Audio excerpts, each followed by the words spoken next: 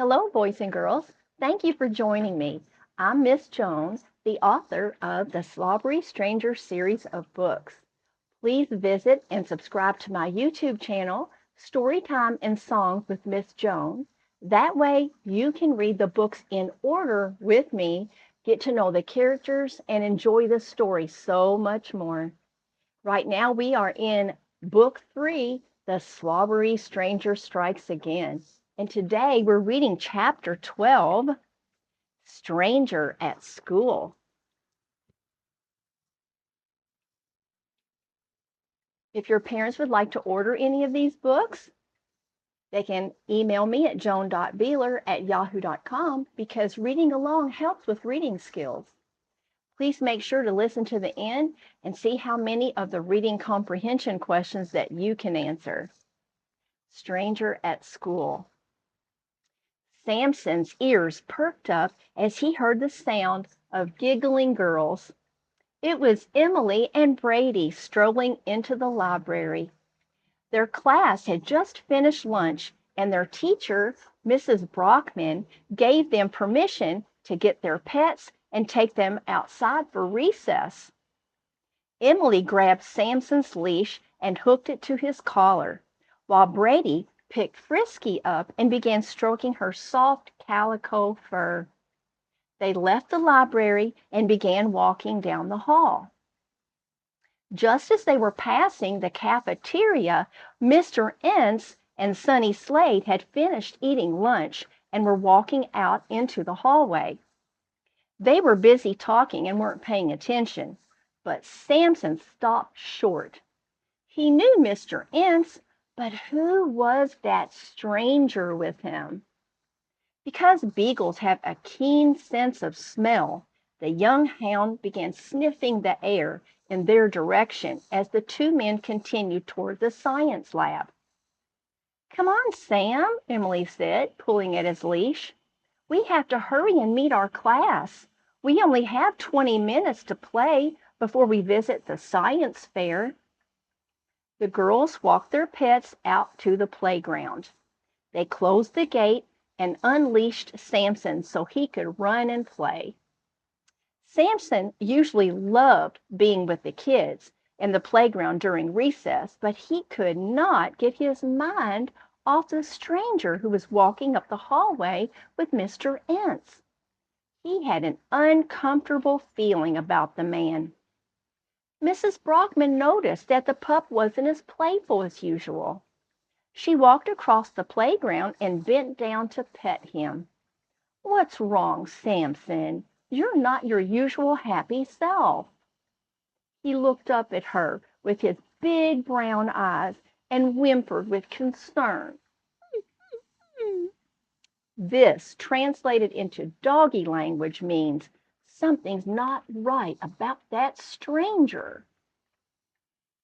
Mrs. Brockman glanced at her watch and noticed that it was now 12 o'clock noon. "Line up, boys and girls," she called. We're supposed to be in the science lab in 5 minutes." The excited children quickly jumped off the swings, slid down the sliding boards, and climbed off the monkey bars. They raced to get into a single file line. They had been looking forward to visiting the insect science fair all week long. Meanwhile, Sonny and Mr. Ence were back in the science lab, which is a large classroom with a door at each end. The students entered the first door and exited out the other, so everyone would be going in the same direction.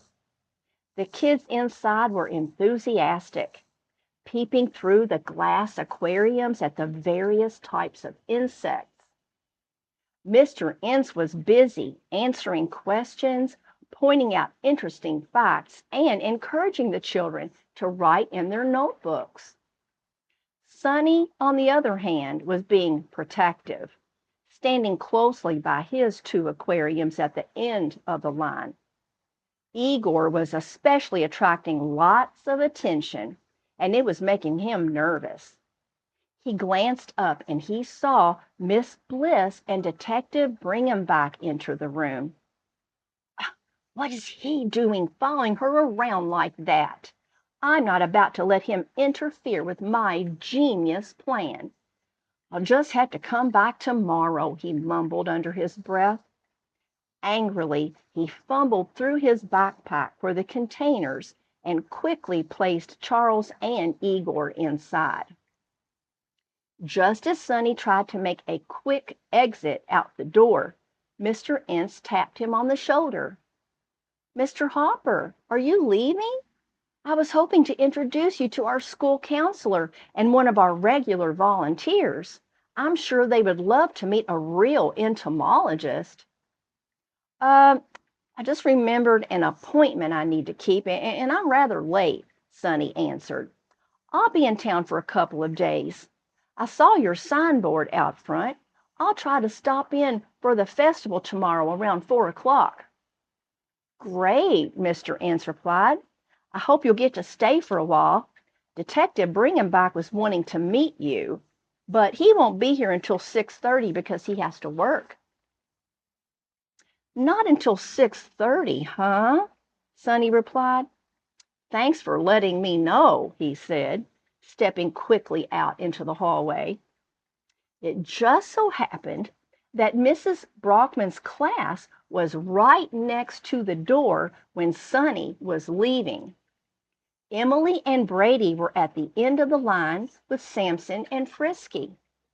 Samson caught sight of the stranger as he was walking out and began growling and barking at him. Emily was embarrassed. Samson, you know you're not supposed to bark inside the school building, she scolded, pulling at his leash. The pup was frustrated. If only they could understand what he was trying to tell them. Sonny began speed walking down the hallway toward the double doors at the front entrance. The slightly curled up toes of his shiny black alligator shoes got caught under the rug and tripped him. His backpack skidded across the hall.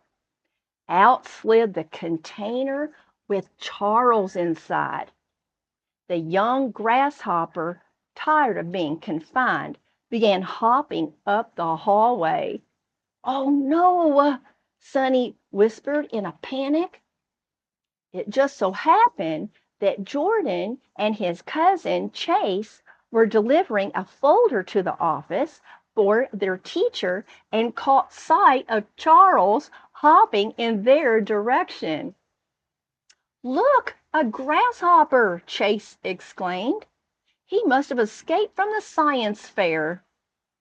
Jordan ran over and scooped him up in his hands, and they began petting him. Sonny tried to be calm and sophisticated as he approached them. Thank you for catching my grasshopper for me, he said as he placed Charles back into his container.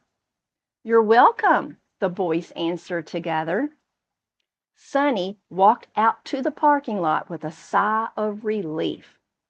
As he was putting his backpack into the saddlebags, he saw a delivery truck pull up to the back door of the cafeteria. He read the side of the truck. Patty Cake Bakery? That gives me an idea. Okay, and now for the reading comprehension questions. Okay, so number 1.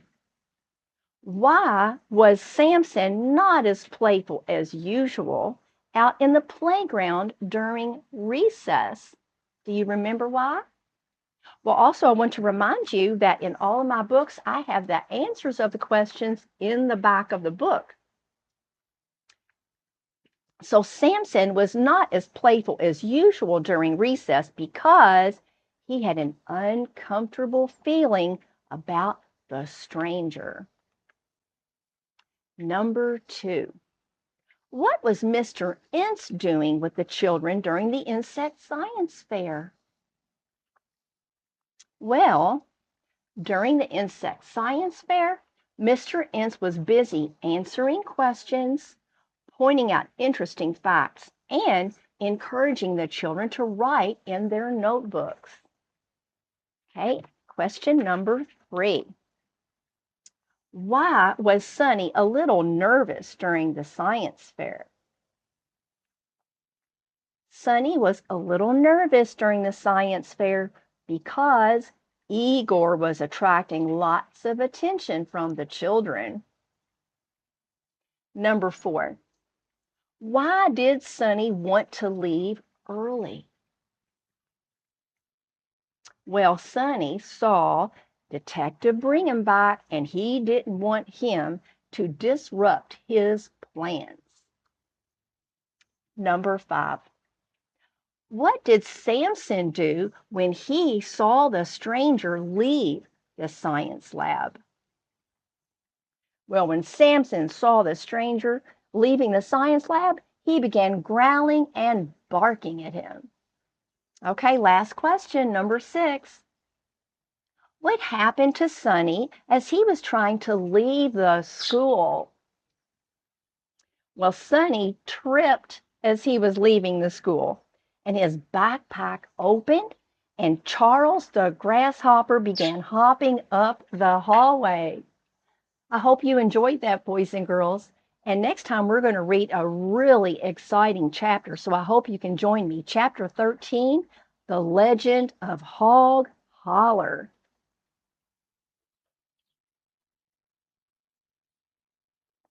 Thank you again. Hope you can join me. Have a great day, boys and girls.